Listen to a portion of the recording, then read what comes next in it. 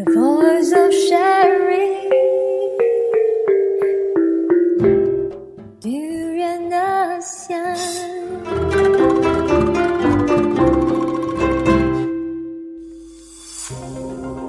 The Durian Heat, bringing big ideas and critical opinions in Southeast Asia.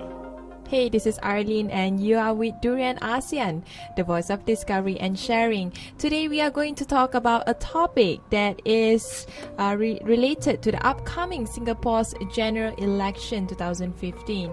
As you know very well that the 11th of September is the date where Singaporeans will cast their votes on which government, which political party and political leaders that will be leading the Singapore's politics and also leadership.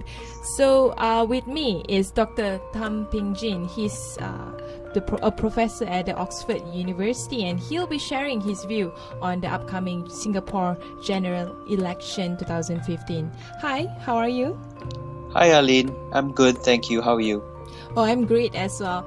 And thank you, first of all, very much for accepting Durian ASEAN's invitation to share your opinion regarding on the Singapore's general election. But before that, perhaps you can give a bit of introduction of yourself.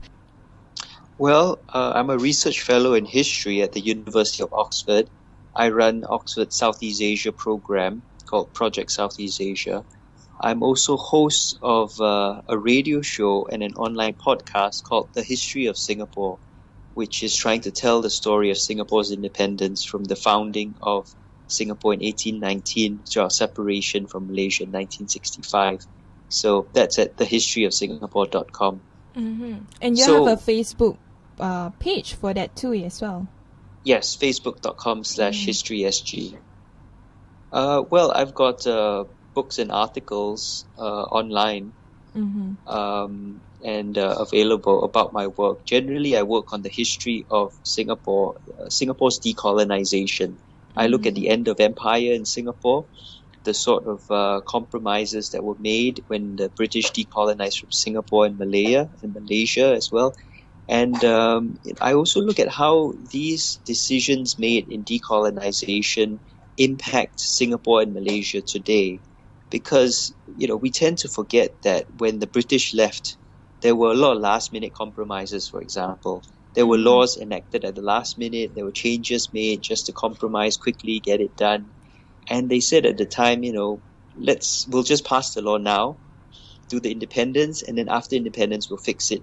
But 50, 60 years on, these laws are still on the books. So, and we think that somehow they've always been there, whereas they were never meant to last more than a few years. So it's important to understand, our history in order to understand the system that we have today. So the history of Singapore has a strong, impact on today's Singapore. Yes, very much so. I think the history of any colony has a very strong impact on it today, but especially so for Singapore, which, unlike other post-colonial countries, has actually embraced its colonial legacy. And so, most of our roads are still named after we kept all the British names. We continue to celebrate Raffles.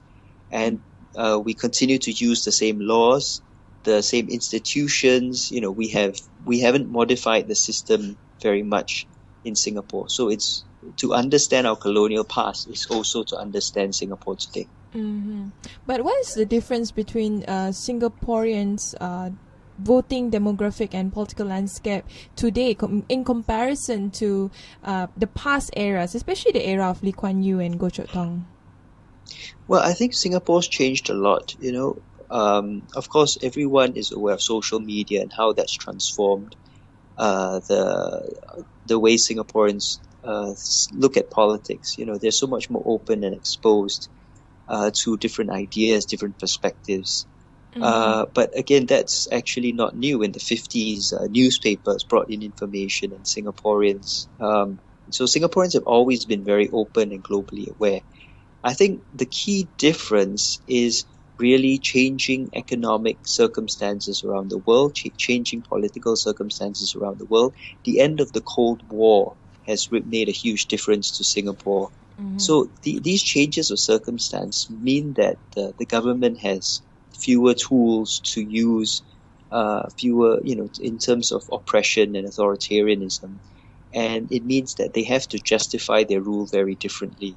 Singaporeans now aren't easily cowed or scared, I think. And so they demand more of the government, they demand more responsibility. And in exchange, in response, the government has also shifted. Goh Chok Tong, when he came into power, talked about a more open, consultative style of government. Lee Kuan Yew would never have said that. He said government, rules, government does what is necessary. Goh Chok Tong talked about open consultation. Lee Hsien Loong, on the other hand, has shifted even further and talked about, I think it was just in today's newspapers, in the Straits Times, government as a trustee of people. So we're coming very close to this idea of government as servants of the people. And so this whole sort of mental image of government has shifted dramatically in people's heads over the last 30 years, and politicians as well, their conception of government. And that is the real change. Government is no longer this authoritarian, benevolent father figure. Government now works for you. But how much of that is actually reality rather than rhetorics? Well, it's a fine balance. I think if you look at the changes that have happened since the last election, right, the government has been forced to make significant changes to its policies. The problem is twofold. The first is that these changes are very, very slow. The government is so heavily embedded into the civil service, right? The PAP, rather, is so heavily embedded into the civil service and into all these different stakeholders, the military, for example, statutory boards. They all form part of the same, groupthink. So change is very, very hard in Singapore. It's very, very slow. We don't have a system where one charismatic politician can come in and really change things very quickly. Our system doesn't allow that. So what you see, for example, the last election, housing was a big issue. And only after a few years, then you see these changes where there was a cooling of the housing market, lowering of cost of housing, laws brought in that would prevent foreigners coming in, buying flats and then flipping them quickly for a quick profit, things like that. So change is very, very slow in Singapore, and that's the key thing. My general point is there's great institutional resistance to this, and that I think the government is listening to the people more, but that there are so many different forces within the government that make it very hard. Even if they want to listen, right? They can't. And I think more broadly than that, people no longer trust the government the way they used to. So even if the government says they are listening and then arrives at a conclusion that does take into account a lot of people's concerns, the people who lose out, will assume that the government isn't listening. Governments always have to make hard choices, and we have to trust the government that they make the hard choices for everyone's benefit. And the PAP government has lost that trust. So people no longer believe that the government is making hard choices for everyone's benefit. They believe that the government is making those hard choices for their own benefit, or because they have limited perspectives, or because they're no longer competent. And that's, I think, the second critical issue, which is a lack of trust now in the PAP. I see. A lack of trust. And one of the area that I think is famous in the Singapore model is pragmatism. Do you think the death of Lee Kuan Yew, the recent death, has somehow, pushed the Singapore model away from the idea of pragmatism and more towards another mold of trying to figuring out, what's next for Singapore when it comes to its politics? Actually, no, quite the opposite. You see, the thing is, right, the government's entire legitimacy rests on Lee Kuan Yew's achievements. If you look at the things that they're saying in the election, they're all talking about 50 years ago, Lee Kuan Yew did this and that, and so we are a great nation, right? But Lee Kuan Yew's dead. This government keeps campaigning on the past, but not the past term of parliament. under the record of the current Prime Minister, Lee Hsien Loong, has been very poor. So he's got nothing to campaign on. So he's got to campaign on what his father did. And so in order to do that, they have to cling on to Lee Kuan Yew. They have to cling on to Lee Kuan Yew's legacy. They have to cling on to Lee Kuan Yew's values and assumptions. They can't let go of that. They're trapped. So they have become more Lee Kuan Yew than Lee Kuan Yew in many ways. Yeah, because they have no choice. I mean, they can't campaign on their own record, which has been, very unsuccessful. So it seems like they are under the shadow of Lee Kuan Yew's greatness, past achievements, I suppose. Yes. I wouldn't say greatness, I would say his past achievements, yes. Because no matter what you think of Lee Kuan Yew, he had a lot of success.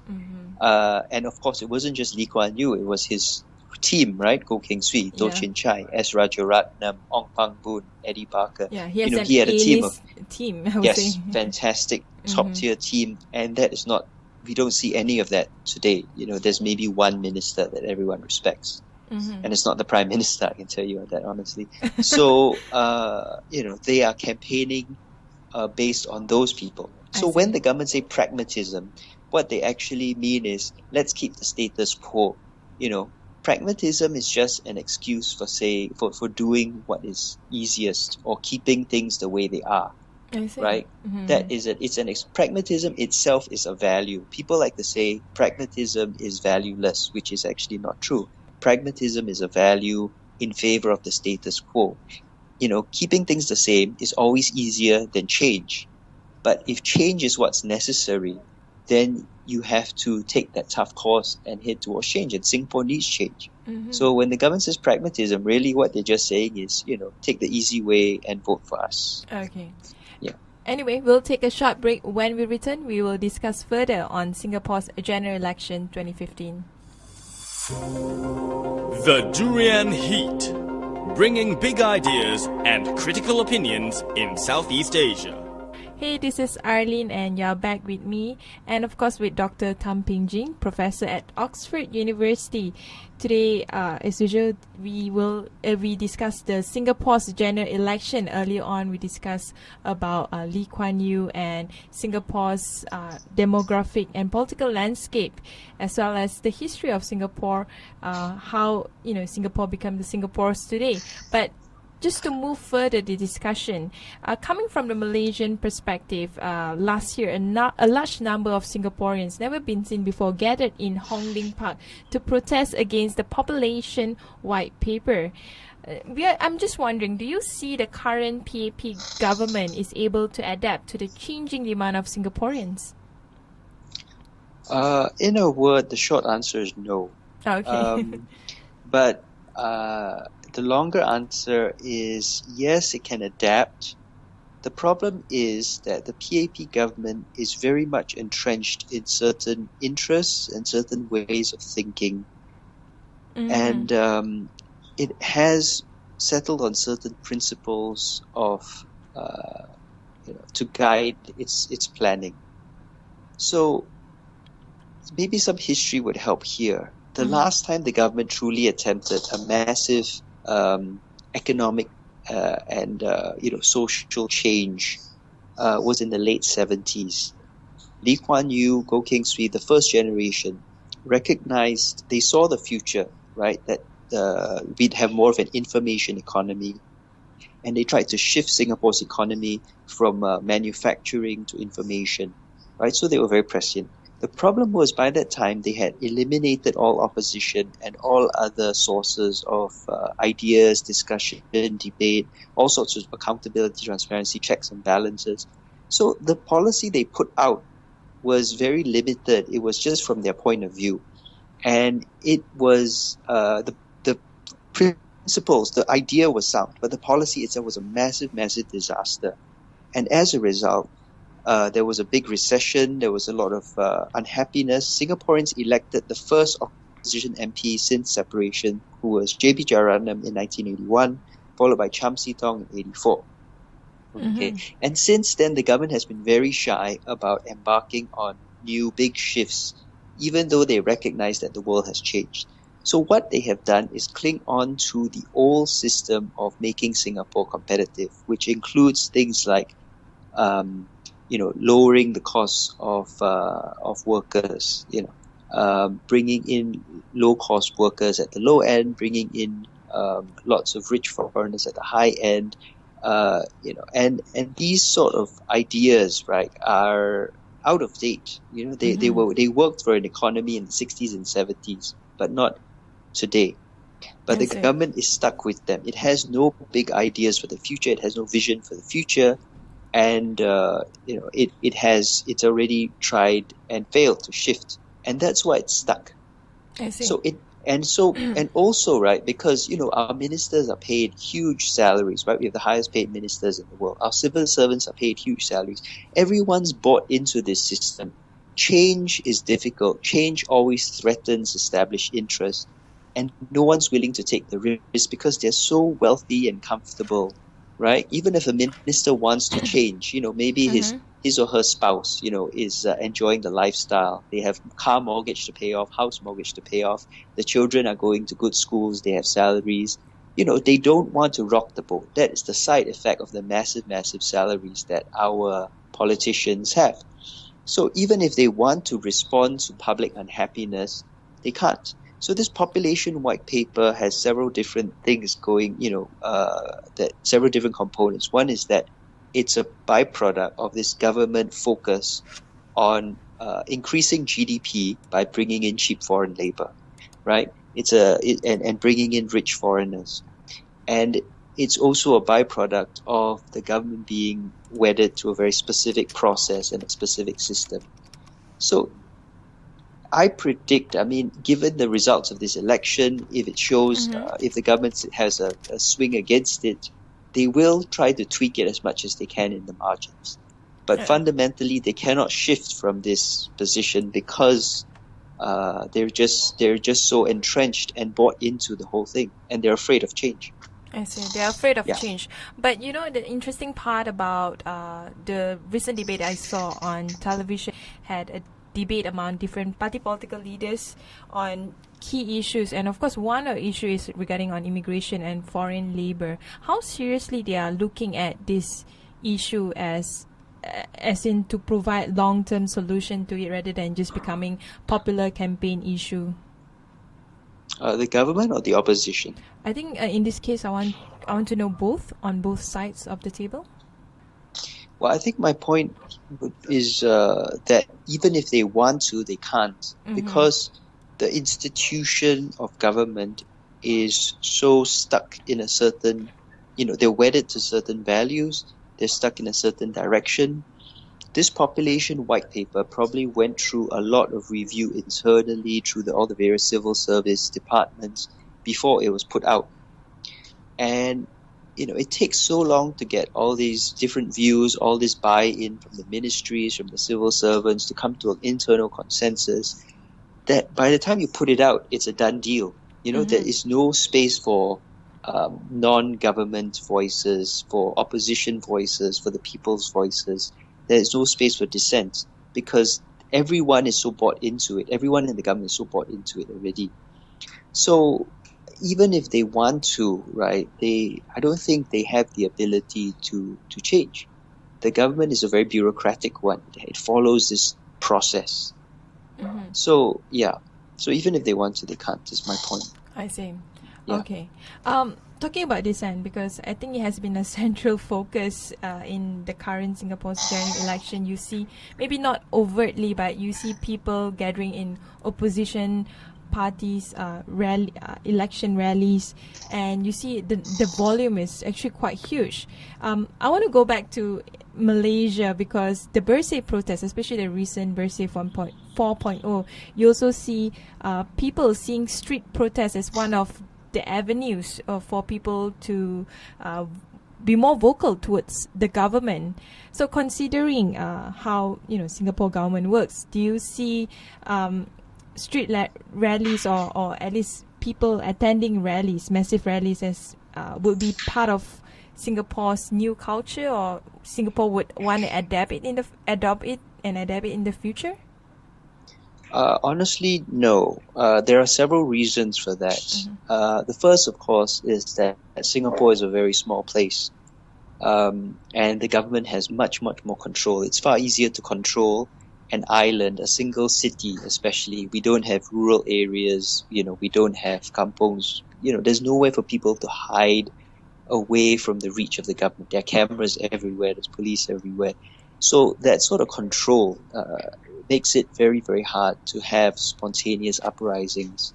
The second thing is that politics in Singapore is very, very different in many ways from politics in Malaysia. Even though culturally we are very similar people, we have similar values, the institutions have evolved in separate directions. Malaysia's politics remains personality driven, right? And Malaysia also has multiple layers of politics. You don't have a single monolithic party that closes ranks. What you have is several huge coalitions and multiple parties at your national level, along with state governments. And so there's a lot of opportunity within that for conflict and for different voices to arise. Whereas in Singapore, it's just one party, one government. There's no municipal, there's no different levels. It's just one government, one house, one parliament. And so there is the ability of the government to monopolize that is easier. The other thing, though, is that Singapore is a far more bureaucratic, process-driven place, right? And we have very strict laws and very strict practices for how things are done. And I think Singaporeans respect that very much. We are working for change within the Singaporean system, understanding the Singaporean incentives, knowing that protests do not really make a difference in Singapore. Protests can be ignored. The government is not shy about using the ISA. I see. Whereas the government cannot ignore votes. That is the one thing that, Lee Kuan Yew always went around going, look, I won all these general elections. The people legitimized me. So the government has tried to rig the election process as much as possible, but it can never take away the central sanctity of the secrecy and freedom of the vote. And people here, I think, recognize that that is the most effective way of change. Whereas having a street protest then gives the government an excuse to clamp down, to make things worse, and to have more authoritarianism. The incentive structure and the way things are done in Singapore is very different. So I think it's unlikely we'll embrace rallies as a form of change. And rallies now feel like more a form of information and a form of solidarity and a way to encourage other people to work for change.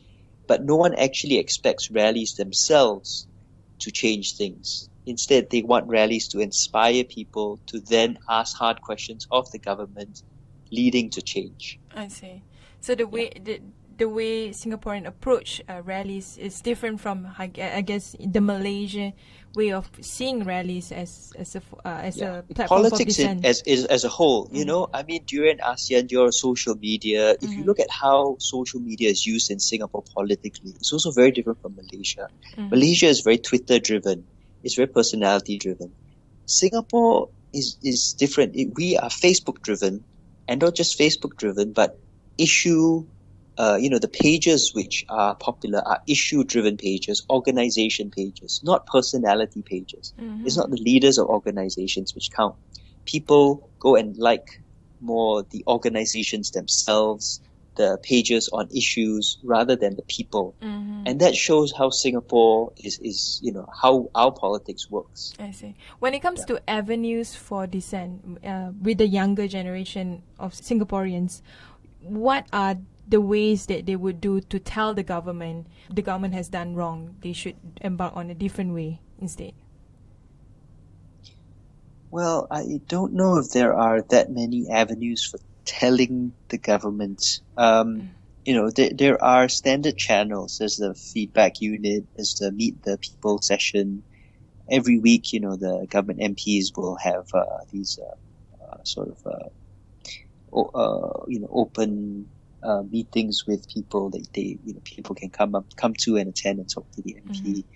And then there's always social media. The government MPs and ministers are surprisingly responsive over Facebook.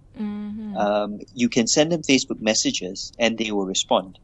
I mean, they won't respond with anything substantive, right? They'll probably give you a polite, brush off.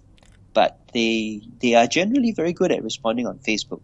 So Singaporean, so Singaporean governments are actually quite technologically driven when it comes to social media. Yes, politicians have become very aware, especially in the last couple of years, how important it is, and they have worked very hard. The government has established, the PAP, has established groups to try and help them promote their message online. And they very often now you see politicians, instead of issuing press releases or something or trying to make a statement, they'll just put it on Facebook. And then they'll make a statement on Facebook. And then what happens is then they'll just hide behind that statement on Facebook and say, look, I've made this statement on Facebook. You can refer to it. So it's still a one-way channel, though. You don't get this sense of, it's not a dialogue. Yeah. It's not a dialogue. Yeah. Anyway, Yeah. we'll take another short break. When we return, we'll discuss more with Dr. Thum Tjin on the Singapore's general elections. The Durian Heat, bringing big ideas and critical opinions in Southeast Asia. Hey, this is Arlene. You're back with me on Durian ASEAN, as well as Dr. Thum Tjin, Professor of Oxford University, and of course continuing our discussion with Singapore's general election 2015. Other key issues that I would like to highlight from what my observation on key campaign issues are issues relating to cost of living. I think that is one of the main reason that caused a lot of Singaporeans to be unhappy with the current government. And why do you think cost of living has become key issues? Well, because cost of living has risen quite dramatically in Singapore. The studies have shown that even as the incomes of the top 10% in Singapore have doubled or tripled, the real wages for the majority of Singaporeans have stagnated and barely increased, right? But they have increased, but by a very small amount. But why is this happening? And far less. Sorry, why is this happening? Yeah. Well, it's basically to do with the government's economic policy, as I explained. Wages of Singaporeans are being squeezed because, the government has brought in 1.5 million foreigners, right? There are 1.5 million foreigners on employment passes in Singapore. 2/3 of them are cheap foreign labor. And these people are, abused and exploited and housed in dormitories which are of a very low living standard. If they have complained or have any problems, they're just sent home, right? And there's an endless supply, and they come in on 1 year. And so under these conditions, they're paid very, very little, and they can do jobs for salaries that Singaporeans simply could not afford, right? Singaporeans couldn't live on the kind of salaries that these people, the foreign workers, can live on. And then at the high end, you see a lot of multinationals bringing in, what we call foreign talent from abroad, right? People from the West, from China, from India, and they are taking a lot of the high-end professional jobs. And then at the high end, there's a policy of bringing in what we call foreign talent and expatriates who are very highly paid and also block Singaporeans from those jobs. So Singaporeans are being squeezed at both ends. And at the same time, there has been a huge rise in the cost of living in terms of housing, in terms of transport, in terms of because with a huge influx of foreign population, especially the 500,000 people who are working at the high end, costs have risen steadily. The government has not done a good job planning for this huge influx of foreign labor. So all our infrastructure is heavily strained, which is why the housing market, for example, the price of housing has skyrocketed in the last 10 years. The cost of transport, right, has also steadily increased, while we've had more and more breakdowns. We've had very regular. There was just another breakdown, I think, yesterday of one of our MRT lines. So, there's the cost of healthcare, especially with the fact that Singapore is also marketing itself as a healthcare destination. So you see this sort of two-tier or multiple-tier system where rich foreigners can come and, pay for very excellent private care, while Singaporeans struggle with the cost of their own healthcare. So these are all very complex issues. I don't know if I'm able to accurately represent them, very quickly. But the general principle is that the cost of everything has risen while Singaporeans' wages have stagnated. From what I'm seeing, by the PAP government, what they're doing right now, they are producing more, I guess, welfare-centric packages to Singaporeans to somehow relieve Singaporeans from the high cost of living, like, for example, the Pioneer Generation Program, the MediShield Life, tax release, and, providing childcare subsidies and all that. But do you think it is more than just about, providing welfare? It's actually more about changing the economic structure. Well, you see, the thing is, right, it is a legitimate debate to be had. And the problem is, even if the PAP's policies are completely correct, nobody really trusts them that their policies are being considered and formulated and implemented with the interests of the people in mind. And that's the problem. We have no transparency. The PAP say that their policies are correct based on their numbers, based on the data. But, how is the data collected? How is, how are things measured? What are the numbers? These are all state secrets. So there is no transparency. And then, as I mentioned earlier, the PAP, the ministers are highly paid. They're invested in this system. Can we really assume they have the interests of the rest of the population at heart, or is it just their own interests? So there is a lack of trust that the PAP are acting on our best interest. Okay. And then the whole system of how things are implemented. Does the government actually listen? We talked about it earlier as well. It's very much one way. So that's the whole problem. The whole problem is not about the quality of policies per se, right? The PAP still has very intelligent people, and the civil service in particular has very intelligent people. The problem is the formulation of the policies and the implementation of the policies. There's no transparency, there's no accountability, and so people don't trust that those policies are being created correctly. Let's focus on the opposition parties in Singapore. For example, last week we saw the biggest gathering of Singaporeans at the Workers' Party's Hougang Division's rally. Are you seeing a huge swing against PAP for this particular general election? Well, there's several things there. Again, rally attendance doesn't necessarily translate to votes, right? Because the opposition only gets just one chance every 4 or 5 years to speak directly to the people. Apart from that, they get very much filtered by the mainstream media, which is government controlled. So people recognize that and they want a chance to hear the opposition. So they all go to the rallies. That's why the rally attendance is so high. So they're just making their decision. They are not necessarily already converted, like, we are going to vote for you. They are not that group of people. No. I think a lot of people show up at the rallies, to give the opposition a chance to see whether they... And if you look, for example, the biggest surprise of this election is the Singapore Democratic Party's Dr. Juan. Coming into the election, people had a very different image of him because the government has attacked him steadily over the past 15, 20 years, called him a liar and a cheat and a psychopath and a ruffian and all sorts of things. So people still had this lingering image of him that way. But his performance at the rallies has been absolutely remarkable.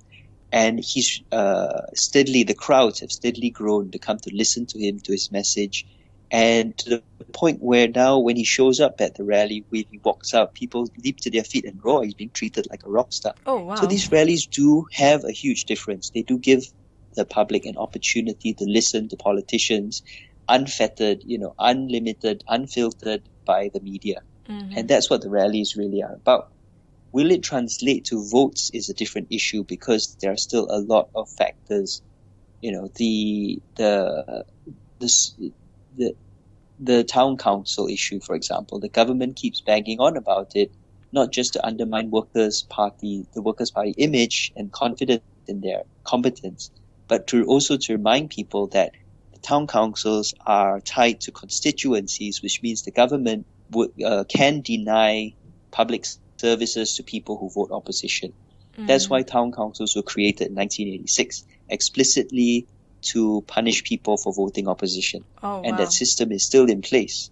You see, so people recognize that.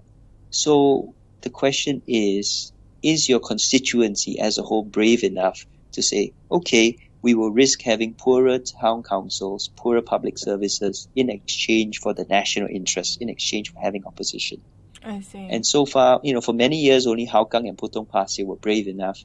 And right now, Aljunied, and Punggol East are brave enough. And possibly the constituencies next to them, will look at them, they're just next door and say, the world hasn't ended, across the road. It should be okay. But for the rest of the island, the quality of opposition is not high outside of the Workers' Party and the SDP. I see. So I don't see any victory there. So PAP The is big still quite question strong. mark. Sorry, the PAP is still quite strong. It's not so much the question of the PAP is strong, but the opposition is very weak in most areas. Okay. The only, apart from the Workers' Party, right, the only other area with a big question mark is Holland Bukit Timah, where Dr. Juan and Professor Paul Tambaya are running, and they are both, very well respected, very intelligent men. And Holland Bukit Timah is the constituency with the most number of private houses as opposed to the HDB flats. So there is actually a possibility that people there might be more willing to take a risk. They're wealthier and more educated. But it's still a minority of the constituency. Right. And on another hand, I think the GRC system, the Group Representative Constituency system, do you think it's also another layer to deter people in voting for the opposition?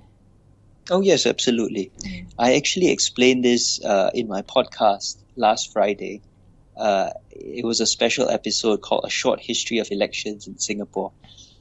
And in this podcast, I explained how there have been two big shifts in Singapore's electoral system. One in the 50s, as the colonial government was slowly preparing for decolonization. But the other was in the 80s, when the government panicked about this rise of popular sentiment against it because of its own policy failures and because of the election of J.B. Jeyaretnam and Cham Si Tong. So they introduced a whole range of policies, of new laws, to try and make sure to handicap the opposition and make it harder for the opposition to put up candidates.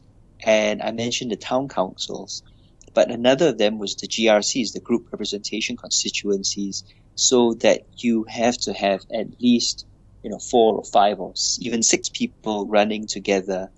And that makes it harder for the opposition to find 4 or 5 or 6 candidates when it's hard enough for them already to find one. And some of them have to be from a minority ethnic group, right? If I'm not mistaken. Yes, and that was very problematic because originally the government said GRCs were to enable the creation of town councils, and then of course a lot of people protested. So then after that, the government switched tack and said, "Oh no, it's actually to ensure minority representation." So this was only brought in after the government had already announced the plan for the GRCs. And if you think of it as a policy, it's a failure because there are fewer minorities in government now than before the GRCs. We used to average around 30%. Now it's around 20%. So it's not a success. And worst of all, of course, in order to be a minority, you can't just say you're a minority. You have to go to the government. There are special committees which will then give you a certificate to, legitimize the fact that you're a minority. So that's very problematic because, say, you're a child of a mixed marriage. Are you a minority or not? If you're half Chinese, are you a minority? There are very quite important questions about what on earth is a minority, what on earth is race in Singapore. And this is actually another barrier because if the opposition finds a good candidate who's half Chinese and half Malay, will this person be able to get a certificate of minority, of Malay status that allows them to run as a minority? That's actually a question that's not being resolved. It's interesting when you say that because, I would assume in a secular environment in Singapore, race and religion should be out of the question when it comes to politics. But it seems to be like the very core of Singapore's politics. Oh, yes, definitely. Race and religion are very much issues which are really central to Singapore's politics. But the government ensures that we can't talk about them through a variety of different laws and acts, including using the Sedition Act. And of course, again, going back to 1986, 87, 88, Catholic Church workers were trying to organize on behalf of the poor and oppressed and downtrodden. They weren't trying to make significant political change, but the government saw them as a threat. So it arrested these people, Operation Spectrum, detained them without trial, and then introduced a new law, I think in 1991, called the Maintenance of Religious Harmony Act, which explicitly prevents religious organizations from interfering politically, but also, sends this clear message that religion has to stay out of politics as well. Only the government can talk about religion, only the government can talk about race. So it is. These are really, really important issues. Race is central to Singapore. Our race is on our identity cards. It is as important to Singapore as it is to Malaysia. But you guys do a better job of talking about race as an issue than we do, because here it's entirely suppressed. You can't talk about it unless you're a minority. Yeah.